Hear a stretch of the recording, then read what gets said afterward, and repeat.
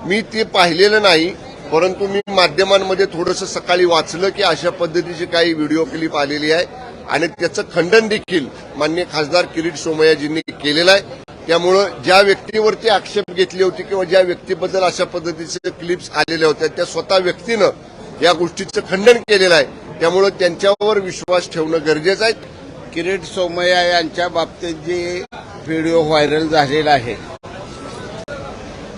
त्या बाबतीत त्यांनी उपमुख्यमंत्री आणि गृहमंत्री फडणवीस साहेबांनाही पत्र लिहिलेलं आहे। या प्रकरणाची सखोल निश्चितपणे फडणवीस साहेब चौकशी करतील आणि योग्य तो न्याय देतील। सरपंचापासून मुख्यमंत्र्यापर्यंत कोणताही लोकप्रतिनिधी असला तर त्या लोकप्रतिनिधीने नैतिकतेनं वागणं ही राजकारणाची जबाबदारी आहे आणि म्हणून हा व्हिडिओ क्लिप खोटा आणि बनावट निघावा अशी मी परमेश्वराकडे प्रार्थना करतो।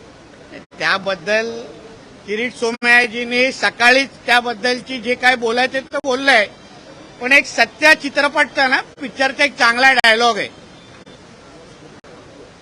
की एक जाएगा अपने धंदे में तो सब जाएंगे। हे फक्त काढणाऱ्या लोकांनी लक्षात ठेवावं आणि हमाममध्ये सगळे नंगे असतात। म्हणून उगाच जे काही इन्क्वायरी जे काही तपासाची मागणी किरीट सोमय्याजींनी केली आहे ना त्या अनुसार तपास झाल्यावर सत्यता बाहेर येईल, मग त्यावर बोलू।